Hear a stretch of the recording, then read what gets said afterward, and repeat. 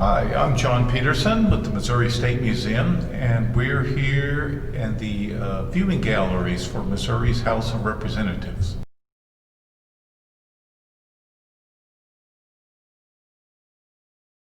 Let's go on in and take a look.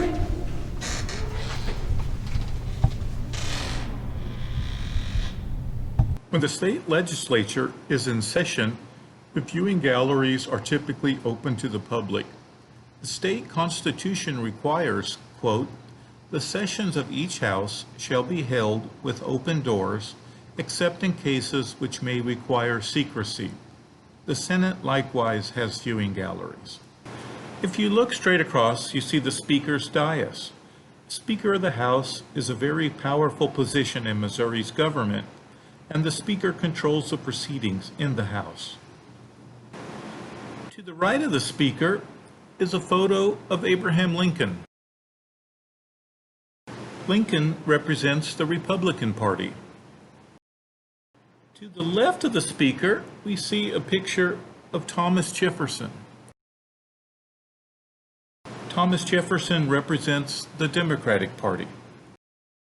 Besides the members of the House who sit at the desks below us, there are other officers of the House, such as the party whips and majority-minority chairs. Staff you may see in the House include the Sergeant of Arms and doorkeepers. There are also a House minister and a House doctor. The Missouri Constitution states that, quote, "The General Assembly shall meet on the first Wednesday after the first Monday in January. The main session runs January through May, but they can return at other times during the year if the governor calls for a special session. In September, there is often a short veto session for bills the governor didn't sign or return for further consideration. For a bill to become a law in Missouri, it must pass by majority vote among the 163 members of the House, 34 members of the Senate, and the governor must sign it. If a governor vetoes a bill, it can be overridden with a 2/3 majority vote in the House and Senate." Notice there are two large screens on either side of the Speaker's dais. When a bill is before the House, the title of that bill appears at the top of the electronic voting boards on each side of the Speaker's desk. The names of all the representatives are listed underneath alphabetically. They vote electronically by pushing a button on the small box you see on each desk. This changes the color of their names to reflect their vote: green for yes, red for no, and white, or kind of an orange color, for absent or to abstain. The Senate does not vote electronically, and you must listen for the reading of the votes if you're watching the Senate. The glass mosaic window straight across from us was created by artist H.T. Schledermunt in 1924 and represents the glory of Missouri in peace. The circle on the right side shows Jesse Hall at the University of Missouri, Columbia.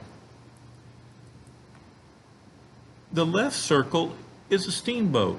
River trade and travel were critically important in the development of Missouri. Notice the woman seated in the middle of the window. She symbolizes Missouri. The other standing figures to her right and left represent peacetime pursuits in Missouri.